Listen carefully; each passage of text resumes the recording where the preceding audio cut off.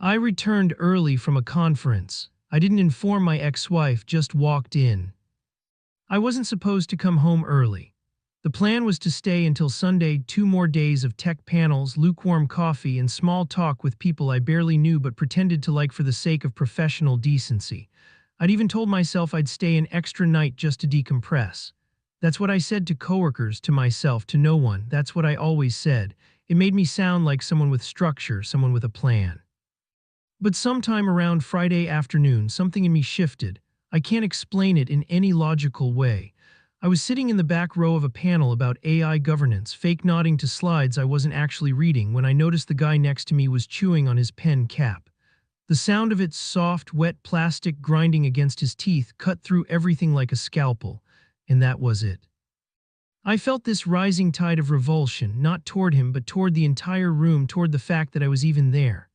I stood up, slow enough not to draw attention but fast enough that I could feel the blood drain from my legs. I left my notebook on the chair, coffee still half full.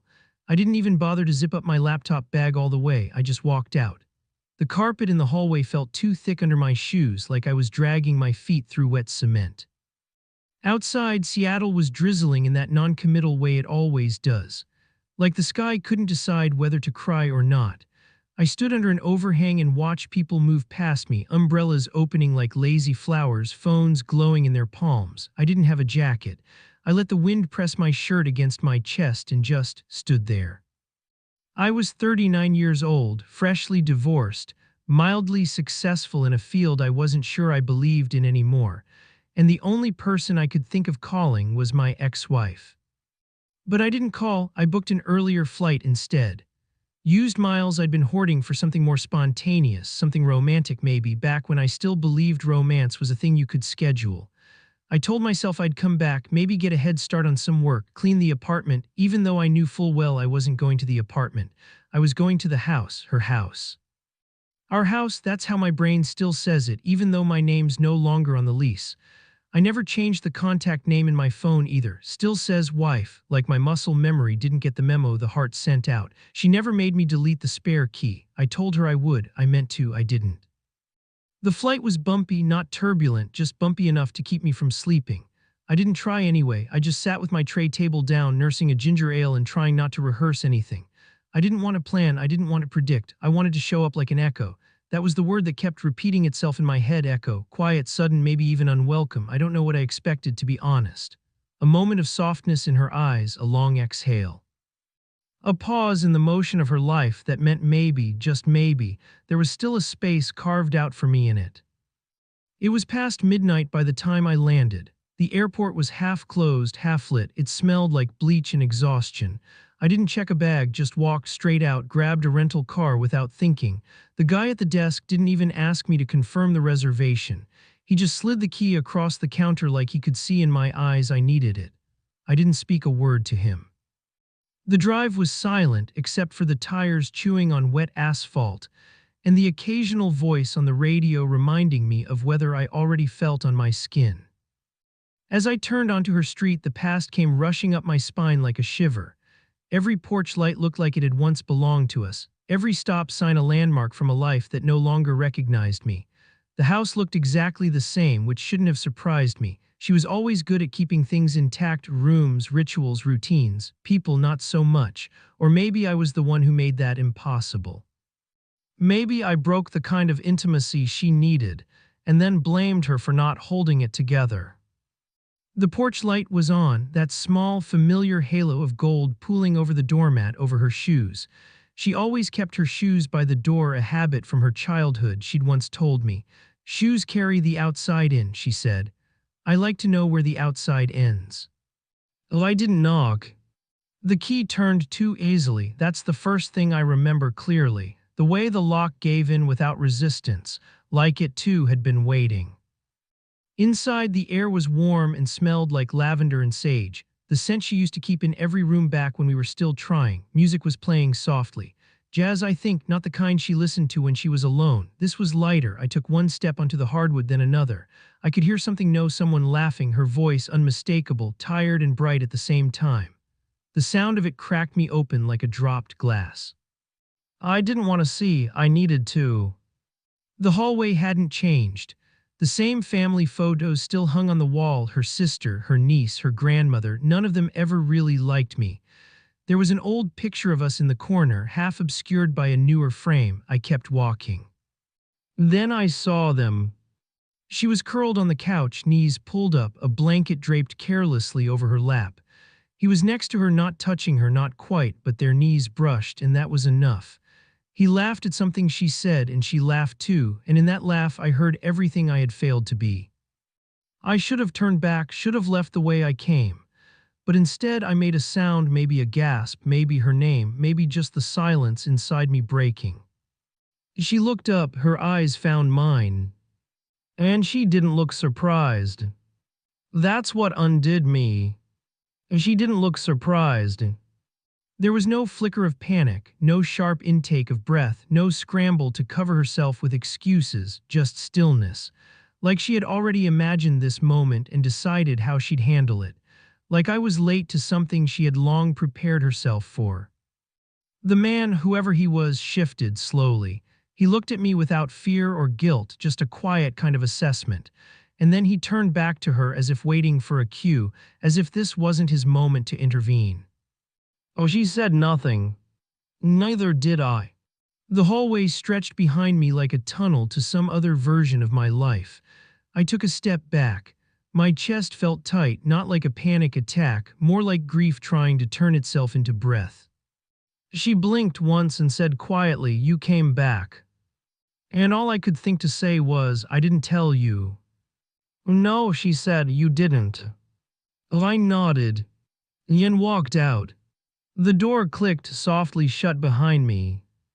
That was the moment, the exact second I felt the final, irreversible fracture, not just between her and me, but inside myself.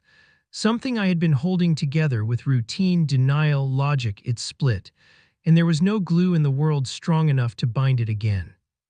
I slept in the car that night. Windows fogged, jacket over my chest, engine off. I stared at the front porch for hours, waiting for the light to turn off. Oh, it never did. The windshield fogged up sometime around 3 in the morning. I remember tracing shapes in the condensation with the side of my fist just to remind myself my body was still warm, still producing something. I didn't sleep, I couldn't, not in the real way. I drifted in and out of something more like a dream stupor, fragments of memory, flickers of sound, her laugh, the way it stretched, how it curled at the edges like smoke. The low hum of that man's voice, his socks, God, the white socks. By sunrise, I hated myself for not leaving the street. I just sat there like a ghost waiting to be exorcised. I had nowhere to go, not really. The apartment I'd been renting since the separation didn't feel like mine.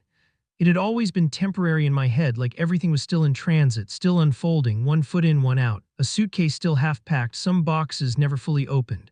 I told myself I was giving her space, but the truth was uglier. I hadn't accepted that she stopped needing me in her orbit. I hadn't let myself believe it could be final. I drove aimlessly that morning, looping the freeway like a dog circling a wound. Stopped at a gas station off the 14, bought a protein bar I didn't eat and a coffee I didn't drink. I stood there in the harsh, buzzing light of the mini-mart, looking at shelves of off-brand chips and expired magazines, and for a split second I forgot where I was, forgot who I was. The man behind the counter asked if I was all right. He must have seen it on my face, something vacant, off. I nodded, smiled, the kind of smile that doesn't reach anywhere. That was the first time I realized I'd started to disappear. By noon I'd checked into a motel I'd passed 100 times and never noticed. It had a neon sign that buzzed like a dying insect and a vacancy light that flickered out every few seconds like even it wasn't sure. $39.95 a night, the clerk said, handing me the key without looking up. Room 8. The carpet was damp near the bathroom and the TV was bolted to the dresser like it had tried to run away too many times. I lay on the bed, shoes still on, staring at the ceiling fan clicking overhead like a slow metronome. I thought about calling someone, my brother, my coworker James, even my therapist, but I couldn't explain what had happened without sounding pathetic. I'd walked into a house that wasn't mine anymore. What did I think I'd find? Her in mourning, alone, clutching a framed photo of us. There was no version of that story that didn't make me sound delusional. And still I couldn't move, couldn't leave, couldn't eat, couldn't turn on the TV. Every sound felt like a threat, a knock on the wall, the hum of the fridge, the distant bark of a dog. Even silence felt too loud. I stayed in that room for days, the blinds stayed shut, casting everything in an amber dimness. I moved through hours like I was underwater, slow and muffled. I forgot to shave. My stubble grew uneven, patchy. I ate when I had to, cheap takeout or whatever I could get from the vending machine that didn't feel like chewing rocks. I slept in fits, my dreams full of fractured images, her hand brushing someone else's cheek, the click of the door as I left, the socks. By the third day, the room had taken on my smell, sweat, coffee, breath, and something sour I couldn't place. I opened the window for a few minutes, but the outside air felt too bright, too real. I wasn't ready for real. Then came Curtis. Waffle House, 7:30 a.m., the kind of place you end up when your sleep cycle is broken and your blood sugar is screaming. I'd been sitting there, stirring syrup into a cup of black coffee I had no intention of drinking, when he slid into the booth across from me. "Mind if I join?" he asked, already sitting. I blinked. "You just did." He grinned like that was the right answer. Curtis looked like someone who'd worked with his hands his whole life, heavy knuckles, oil under the nails, a jaw like granite. He had a crooked tooth and eyes that looked both exhausted and amused, like he'd already seen the worst of everything and made peace with it. He wore a navy work jacket that had been repaired with duct tape at the sleeve. I liked him instantly, even though I didn't want to. "You look like you've had better months," he said, sliding his plate of food across the table. "Eat, I never finished the sausage." I didn't say thank you, just took a bite and felt my body remember what it was to need something. That bite nearly undid me. I had to swallow hard against the lump that rose in my throat. He didn't ask questions, just talked, told me about the wife who left him in '98, the job he'd quit before they could fire him, the daughter who moved away and stopped calling. He said it all like facts, not tragedies, like it was a list of weather conditions he'd lived through. There was a kindness in that, in the way he didn't try to force meaning out of pain, he just named it, let it sit. After a while, he lit a cigarette just outside the door and said, "People think grief is loud, sometimes it's just numb." I stood next to him nodding, not trusting my voice. "Come back tomorrow," he said. "Don't be alone too long, you forget how to be around people." I did come back, not just the next day but the one after that too. Same booth, same coffee I still didn't drink. We didn't talk much after the first time. Sometimes we'd sit in silence for a full half hour before one of us said something. Sometimes I'd leave without a word, he never took offense. In a world that kept demanding I explain myself, Curtis never asked me to. That motel room became a kind of cocoon, not in the comforting, soft way, but in the way something dissolves inside before it reshapes. I wasn't healing, not yet, but I had stopped unraveling, that was something. Some nights I still sat in the car, engine off, outside the house. Never for long, I never saw her again, never saw him. But I'd stare at the porch light still on and wonder if she ever looked out the window and saw the outline of the car. If she ever paused and thought, he's still out there, if she cared. Eventually, I stopped going. But not yet. Not just yet. It happened on a Wednesday. I'd started marking days again, that was new. Or maybe I just noticed I was doing it. I wasn't healed, not even close, but something had shifted. The motel no longer smelled like a grave. My body had adjusted to the creaky mattress, the cold tile, the metallic taste of tap water. I stopped flinching at my own reflection in the mirror. I still looked wrecked, purple shadows under my eyes, beard like a bad decision, but I didn't look like a stranger anymore. That was progress. That morning I drove for no reason again. The car had become like a mobile waiting room, no destination, no appointment, just the illusion of movement. I rolled down all the windows and let the cold air slap me awake. I didn't know where I was going, I never did. But somehow I ended up near that pharmacy on Fulton, the one she used to go to, where she'd buy those herbal supplements and overpriced almond milk and browse greeting cards she never sent. I wasn't trying to find her, I was. But when I pulled into the lot, there was her car. The same dent near the back left tire from that time she hit a shopping cart in a Target lot and laughed for 10 minutes about how it felt personal. I could have left. I could have turned the wheel and driven away and told myself it was grace. But I didn't. I parked 2 spots down and watched her get out. She didn't see me. Her hair was pulled into a loose bun, a denim jacket over a soft gray hoodie, the kind she used to steal from me. She moved slower than she used to. Or maybe I just remembered her always in motion, always multitasking, always doing three things at once while I stood in the kitchen pretending to help but mostly just being in the way. She walked through the sliding doors and disappeared. I sat in the car for another minute, heart thudding like I was 17 sneaking into a party I wasn't invited to. My palms were sweating, my throat dry. I don't know what I was afraid of. Maybe seeing her happy, maybe not. Maybe seeing myself through her eyes, a ghost in a gas station hoodie waiting for a moment that was never his. But I got out, followed her in. The store was nearly empty, the kind of midday lull where the music feels too loud and the fluorescent lights feel like interrogation lamps. She was in the vitamin aisle, turning bottles over, reading labels like they held secrets. I stood behind a display of Tylenol and watched her for a few seconds too long. And then she turned, saw me.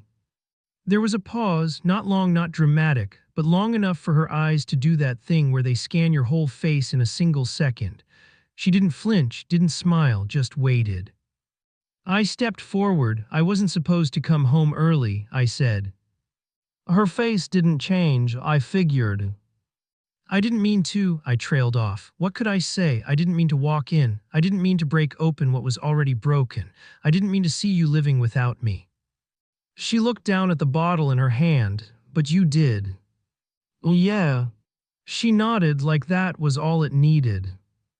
I didn't know what I was expecting. A slap, a hug, a tearful confession that she never stopped loving me, that it was all a mistake, that he was a rebound, a placeholder, a warm body in a cold bed.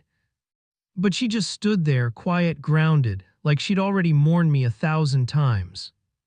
You're with him? I asked, the words bitter in my mouth. I'm trying to be, she said, and somehow that hurt more than a yes. It was honest, brutally so. I looked away, toward the exit, toward the shelves lined with things no one needs until they're falling apart. I could feel the shape of all the things I never said pressing against the back of my teeth. You didn't fight for us, I said, a low blow, petty. I knew it even as I said it. Her eyes snapped to mine. Are you serious? I fought, God, I fought so hard. I screamed, I begged, I stayed quiet when I should have screamed louder. I held space for you when you didn't even want to be in the room. My jaw clenched. You didn't fight for us, she continued. You endured. That's not the same thing. You waited for things to get better on their own. You didn't move. You let me do the work until I couldn't anymore. I swallowed hard, the truth of it sliced clean through me. I was scared, I said. I know. I didn't know how to be what you needed. I know. We stood in silence, the air between us thick with unsaid things. She looked tired, not the kind of tired sleep fixes. A deep exhaustion, the kind you carry in your soul when you've been running emotional marathons for years and no one noticed. I'm sorry, I said, not a performance, not a line, just truth. She nodded barely, me too. Another beat, she held the bottle in her hand a little tighter, her fingers trembling just slightly. Are you okay? I asked, surprising even myself. She smiled, it was small, tight, I will be. She stepped past me, headed for the register. I didn't follow, couldn't. I stood there until the bell above the door rang and the light shifted, and the space where she'd been felt colder. That night I sat in the motel again, curtains open for once. I watched the streetlights flicker and the shadows stretch. Something inside me settled, not peace, I wasn't there yet, but an ending, a real one, not the kind where someone disappears from your life but lingers in every corner of your mind. No, this was different. This was the quiet kind, the one that closes like a soft door. She wasn't mine anymore. She hadn't been for a long time. And now, finally, I wasn't pretending otherwise. That, I think, was the first real step. Not forward, but inward. I didn't go back to the motel after that, not right away. I drove past it slow, like I was giving it one last nod, like an old friend I'd outgrown but still owed something to. The flickering sign buzzed, same as ever. I didn't miss it, I just acknowledged it. I found a studio apartment above a dentist's office downtown. Month-to-month lease, creaky floors, a fridge that groaned at night like it had secrets. It wasn't much, just one big room with pale yellow walls and a bathroom that smelled like bleach and old metal, but it was mine, not borrowed, not haunted. I didn't bring much in. Just a mattress on the floor, a small desk I found on Craigslist, a folding chair. It was all I needed. That was new, too, learning what I needed, not what I wanted to convince someone else I was. The first few days were quiet in a way that made me nervous. Like my brain kept waiting for the next hit, the next shock, the next broken thing to manage, but nothing came. The silence wasn't hostile, it was blank, space I could start drawing something in if I chose to. Curtis came by once, found me at the Waffle House, still my booth, still my coffee I never drank, and said, "You moved on, huh?" I shrugged, moved, don't know about the on. He laughed, fair enough. We sat for a while. He told me about a dream he had where his ex-wife turned into a bird and pecked his face until he woke up. I didn't know what to say, so I laughed harder than I should have. It felt good, sharp, real. I started taking long walks. I didn't listen to music, just listened to the world, leaves crunching, distant dogs barking. The sounds of people living lives I'd never know. I liked that anonymity. I wasn't a role anymore, not a husband, not a mistake, just a man breathing, walking, noticing. I bought a cactus from a street vendor, tiny thing in a cracked clay pot. The woman selling it said, "These don't need much, just enough light and a little patience." It felt like a metaphor I wasn't quite ready for, but I brought it home, set it on the windowsill. It's still there, still alive. That feels like a kind of victory. Some nights I sit on the floor and sketch.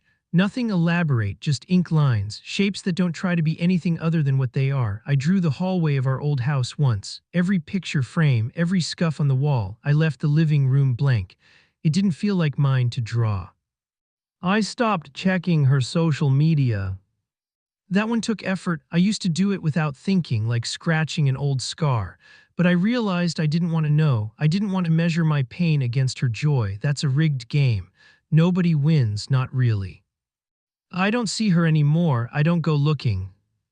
Sometimes I think I see her, someone with the same walk, the same shape of her shoulders from behind, but when they turn, it's not her. And I'm relieved, not disappointed, relieved. That feels like healing. One night I opened the closet and found the shirt she used to sleep in, still folded, still soft. I don't know why I kept it. Habit maybe, hope probably, but I didn't throw it away, I didn't burn it. I just refolded it, put it back, not as a shrine, not as a wound, just as something that was once part of my life. I don't wake up in panic anymore. Most mornings I actually breathe before I open my eyes. That's a new thing, that space, that breath between sleep and waking where the weight hasn't landed yet. I treasure that. Some nights are still hard. Grief doesn't leave in a straight line. It loops, doubles back, whispers when you think it's gone. But I'm learning how to sit with it without letting it choke me. Learning how to let memories pass through without building a home in them. Learning how to want less from the past. The apartment still echoes when I move. No rugs yet, no art on the walls, but the echo doesn't scare me anymore. It's just a sound, like breath, like footsteps, like the start of something. I don't know what I'm building yet. But it's mine, it's quiet, and it's real. That's enough. That's everything.